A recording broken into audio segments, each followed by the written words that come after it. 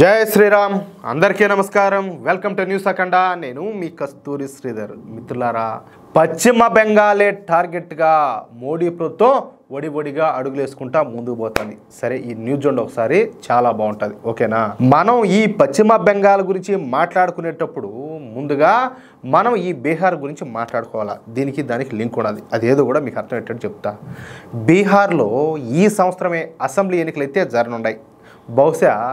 నవంబర్లోనో లేకపోతే డిసెంబర్ నెలలోనో ఈ అసెంబ్లీ ఎన్నికలు అయితే జరగనున్నట్టు మనకైతే సమాచారం వస్తుంది అయితే ఈ బీహార్ అసెంబ్లీ ఎన్నికల ముందు ఎన్నికల కమిషను ఒక అద్భుతమైనటువంటి నిర్ణయం తీసుకునేది అదే బీహార్ స్పెషల్ ఇంటెన్సివ్ రివిజన్ అనమాట అంటే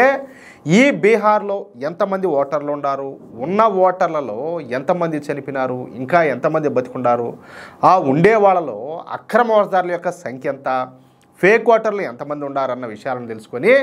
ఈ బీహార్ ఓటర్ లిస్ట్ని అయితే సంస్కరించడానికి కేంద్ర ఎన్నికల కమిషన్ తీసుకున్నటువంటి ఒక అద్భుతమైనటువంటి నిర్ణయమే ఈ బీహార్ స్పెషల్ ఇంటెన్సివ్ రివిజన్ అనమాట ఇక ఈ బీహార్ స్పెషల్ ఇంటెన్సివ్ రివిజన్లో భాగంగా ఓటర్ల యొక్క బర్త్ సర్టిఫికెట్లను అదేవిధంగా ఓటర్ ఐడి కార్డులను ఆధార్ కార్డులను స్కూల్ రికార్డులను అదేవిధంగా క్యాస్ట్ సర్టిఫికెట్లను భూములకు సంబంధించినటువంటి డాక్యుమెంట్స్ను బ్యాంక్ ఖాతాలు అదేవిధంగా పోస్ట్ ఆఫీస్ రికార్డ్సు పెన్షన్ ఆర్డర్లు మొదలైనటువంటి వాటిలన్నిటిని కూడా రివిజన్ చేసి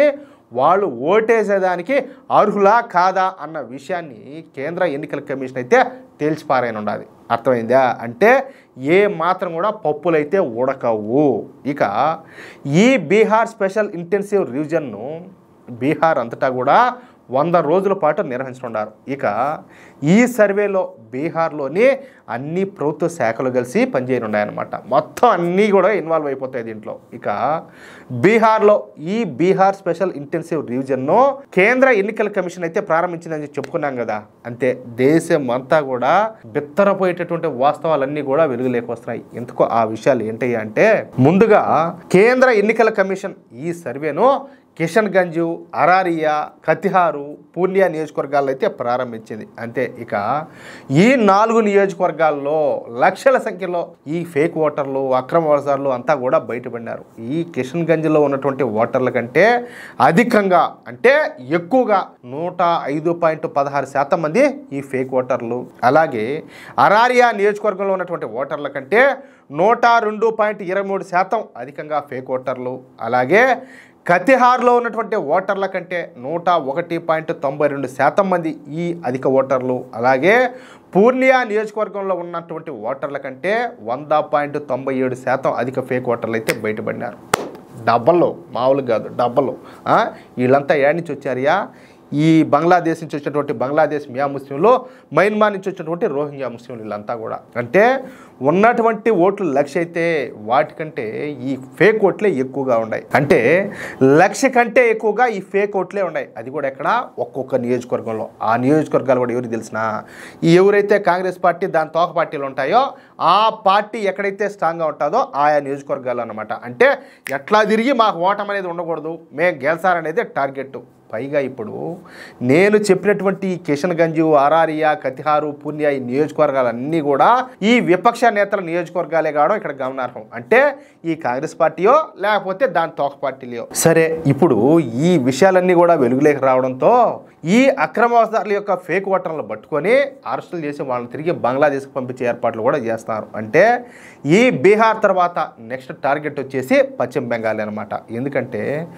బెంగాల్లో ఇలాంటి అక్రమ వలసదారుల సంఖ్య దాదాపుగా 80 లక్షల వరకు ఉంటుంది ఈ 80 లక్షల మంది అక్రమ వలసదారులు వచ్చే పశ్చిమ బెంగాల్ అసెంబ్లీ ఎన్నికల్లో ఓటైపోతారు అంటే వీళ్ళంతా కూడా ఫేక్ ఓటర్లే ఇక ఈ ఫేక్ ఓటర్లంతా ఏరిపారేయడానికి మన కేంద్ర ఎన్నికల కమిషను ఇప్పటి నుంచే అన్ని ఏర్పాట్లు కూడా చేస్తుంది అందుకే